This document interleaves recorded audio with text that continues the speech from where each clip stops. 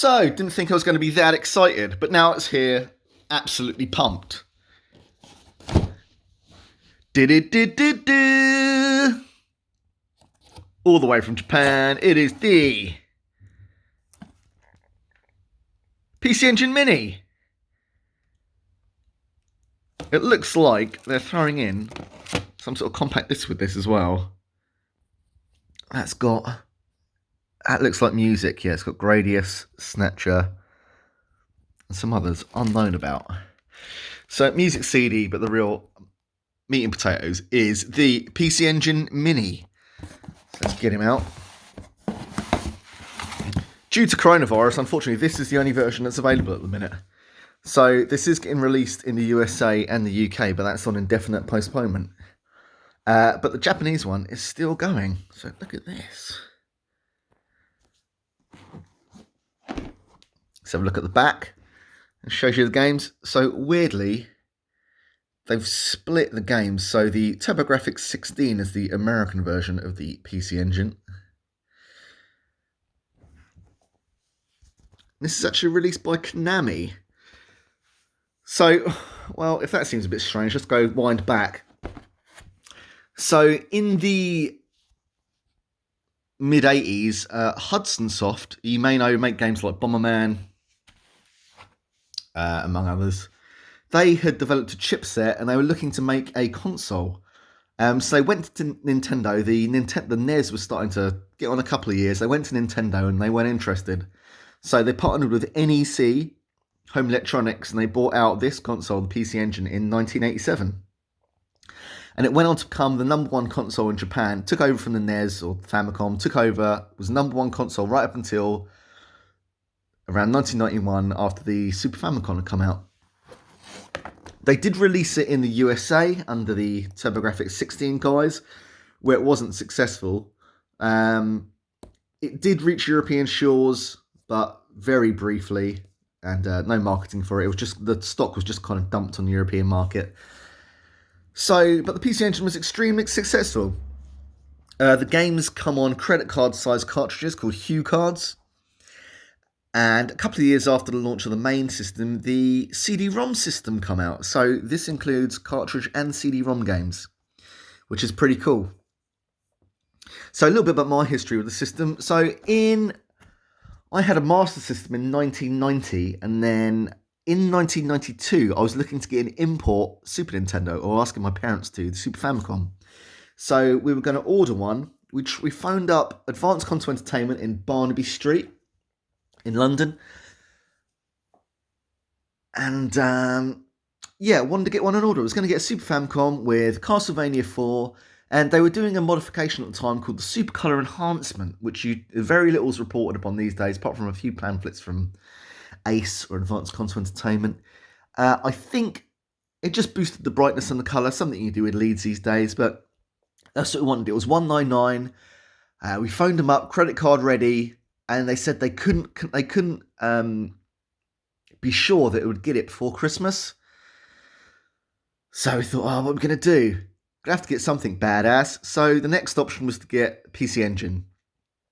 At the time, the model that was out was the pcengine Core Graphics 2, which looks the same as this, but it's in grey, slightly redesigned, same shape, but it's grey with orange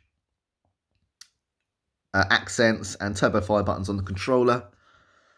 And I got that. There was a packing game called Ballistics by Psygnosis, which is absolutely terrible. But I ordered a proper game, which is Namco Splatterhouse.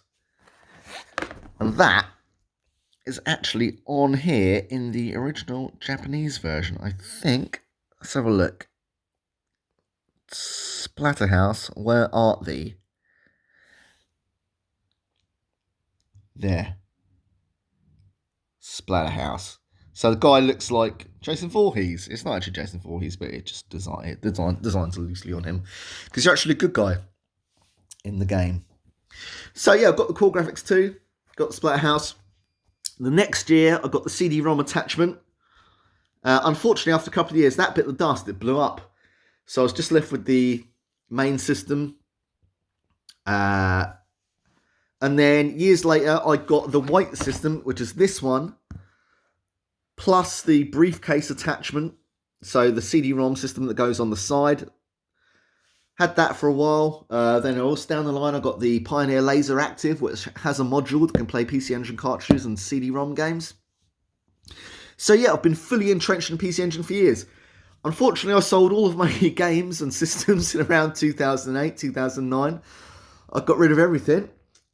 Since then, I have bought a PC Engine. I've got a Core Graphics 1, which was the one directly after this, which is a grey system with blue accents.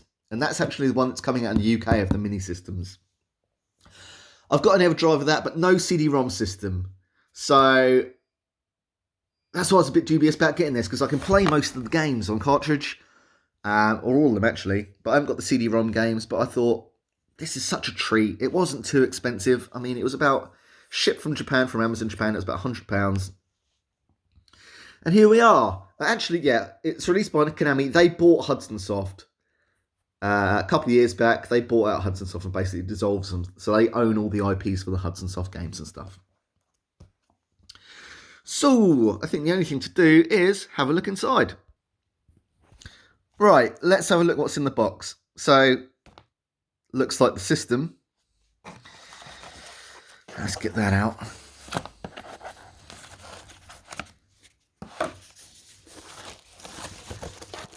I mean, the PC Engine original system was really small anyway. I say it was approximately the size of a packet of crisps, and this one is even smaller. Look how diddy. In fact, let's get an OG one and see what the comparison is. So for comparison, here's the size difference. Here's the Core Graphics PC Engine. So not that much bigger than a compact disc. And here's the Mini.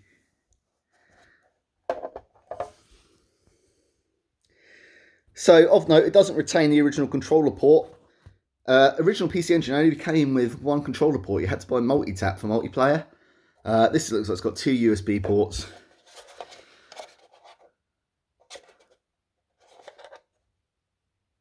There we go. Extension bus. So I guess that's where the I/O is.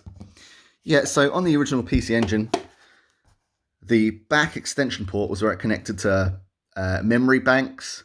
So you could save your games, various boosters, and also the CD-ROM system. So pretty cool they followed that by putting an extension bus. So you get your HDMI and your micro USB on the back. Right, let's see what else. Oh, the gubbins are out. Looks like we've got the controller, right?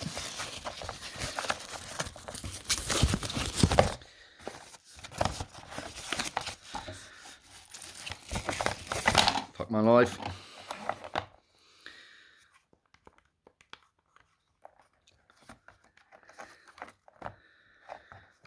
So there's controller. No turbo fire. They did do a white pad with turbo fire, but the original PC Engine didn't come with the turbo fire, so I guess it's authentic in that sense. It feels much like a brand new PC Engine controller, so that's pretty good. Feels solid. What else we've got? There's a USB for power. What other crap I got? Before I just destroy the box. And HDMI. So I think the only thing we can do is fire it up and see what's going on.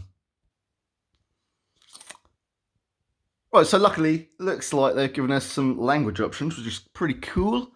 So it's not all going to be in Japanese. Select English.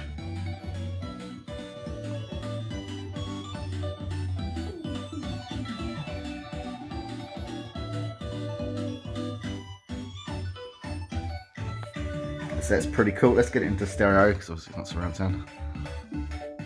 So, pretty cool stylings. So it looks like the bezels and whatnot designed on the original PC Engine designs.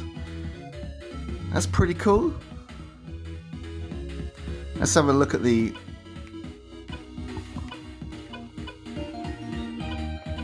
settings.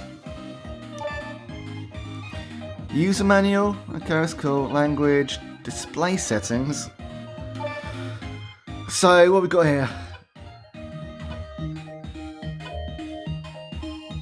Okay, so it looks like you've got aspect ratio settings, pixel perfect settings. You can also set it to like the PC Engine GT or Turbo Express, which is the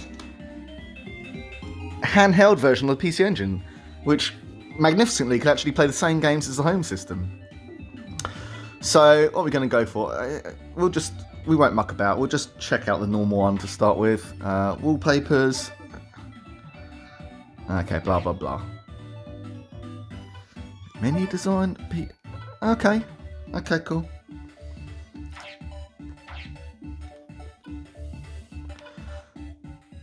Okay, Sapphire. So let's go through some of the games. So the Kung Fu. You're basically like Bruce Lee, walking along, punching dudes in the face.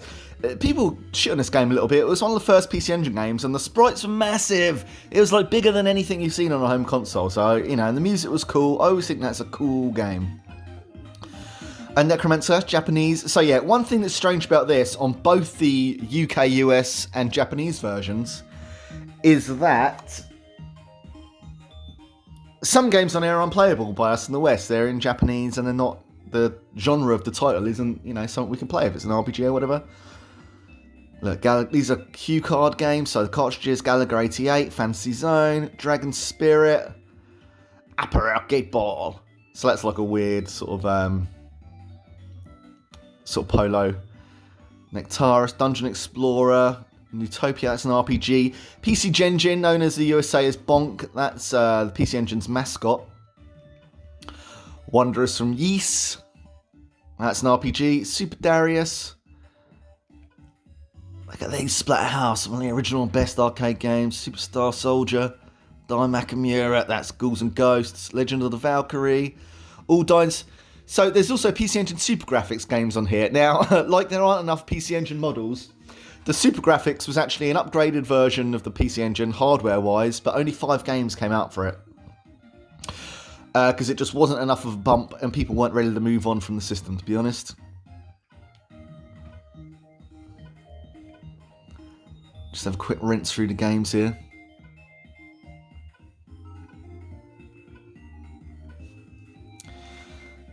So, Castlevania. Now, the Super System cards, they're basically expandability for the CD-ROM systems.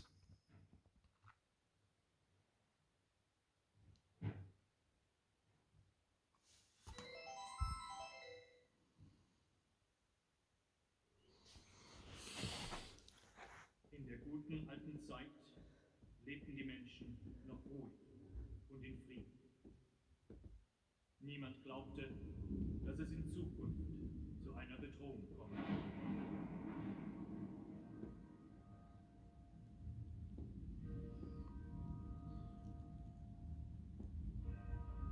Auf der Schattenseite des Friedens und des Wachstums gab und gibt es aber auch immer das Böse.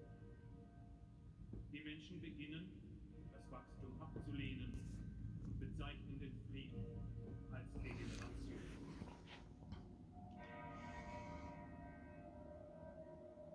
Wir haben uns hier versammelt, um die Mächte der Finsternis mit unserem verfluchten Blut zu rufen. Wir wollen, dass sie die Welt regieren. Wir erwarten lächelnd den Niedergang der Welt.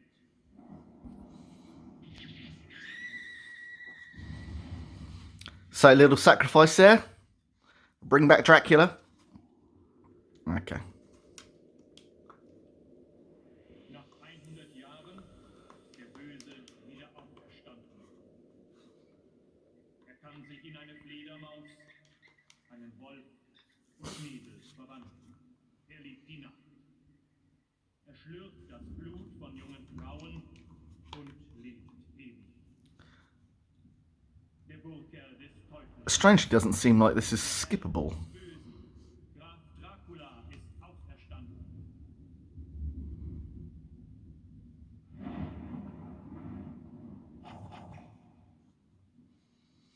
So, Dracula X Rondo Blood.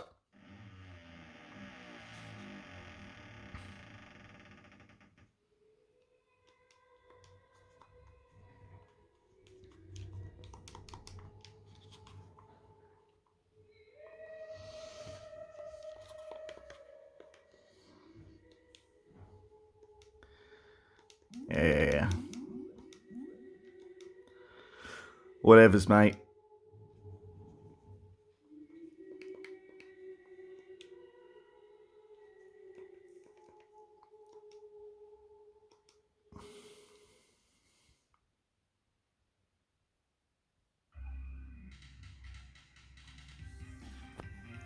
Yeah.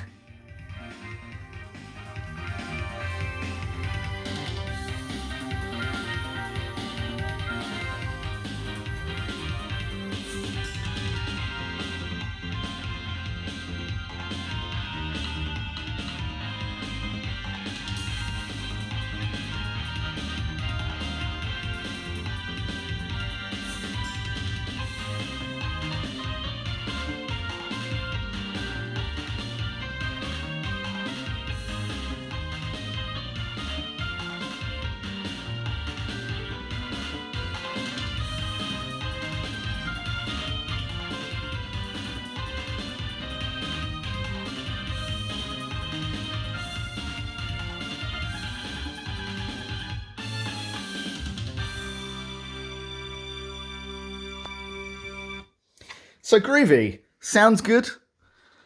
Looks good.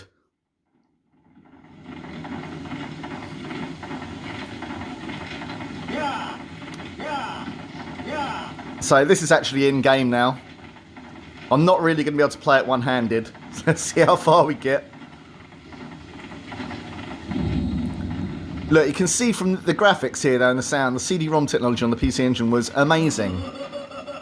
It's not really that the CD-ROM added much sort of hardware-wise. Obviously, the expandability... How do we get out? So the CD-ROM just added more memory and obviously CD-ROM soundtracks. Let's get out back to the main menu. Turn that down a bit. So just take you through a few more games. Bomberman, you know all about that. That's for Japanese folk only. Panic Bomber, that's like a puzzle game with Bomberman characters. Sapphire, so you see in the top right hand corner of the Sapphire box, it says arcade. If you can see that. So like I mentioned earlier, system cards, the last iteration of the system card was called the arcade card, which was the biggest upgrade for the PC Engine. And that basically brought over, well, the main thing they brought over was Neo Geo games to the PC Engine, basically. But Hudson Soft, one last hurrah, brought out Sapphire. Oh, look at that. Even the arcade card goes in. That's cool.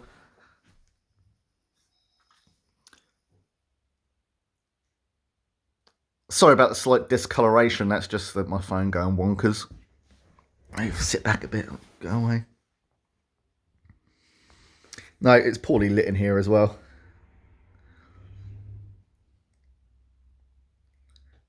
So here we go. Look, I mean, that was computer-generated intro. Look, computer-generated graphics. So I'll just give you a quick taste of this.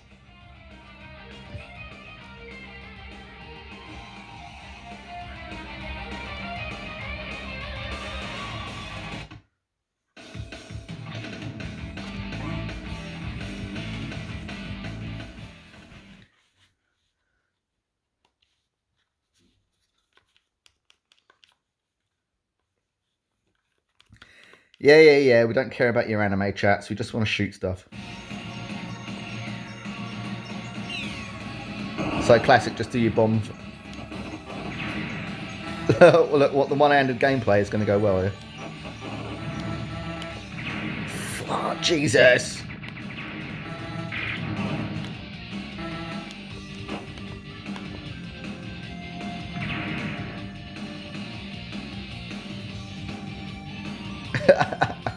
Look, I'm not going to be able to play one-handed. Return to menu.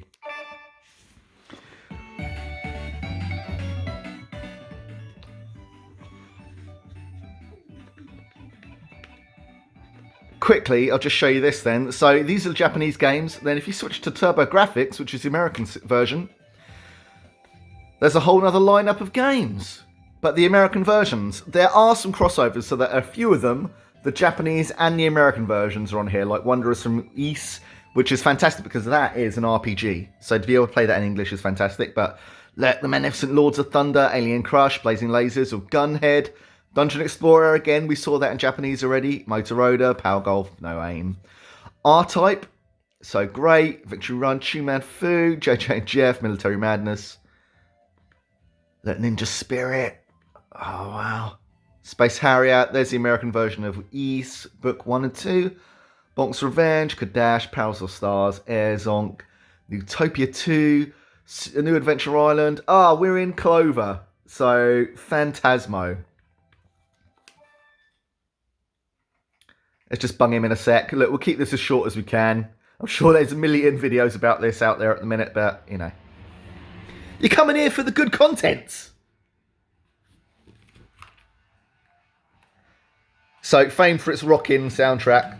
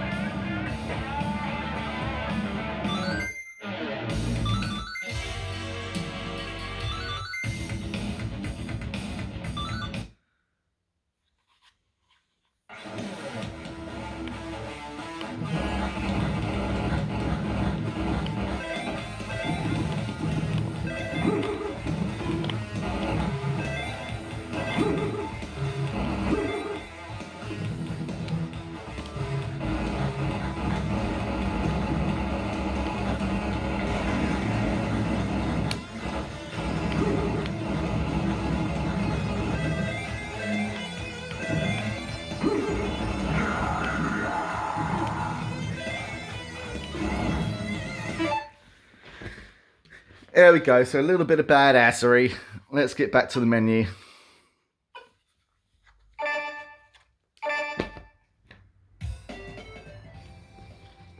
There we go, so how exciting. Very cool. So, yeah, this is on indefinite hold for America and the USA due to coronavirus, COVID-19. So, Japanese version is the only way to get it, and it is available only through Amazon. And it is only for badasses, of course. So I remember my mum, one of her friends asking my mum when I was a child, why does your son insist on getting games from Japan? And her answer was that they're harder and faster. You cannot get a better answer than that. It's like getting a fucking Mega Drive Cyber Razor cut hairdo. So it's true. It's true. You know, love the Mega Drive, like your Super Nintendos, but PC Engine, it's for true badasses only. So, until later, be cool, stay rad, keep it real.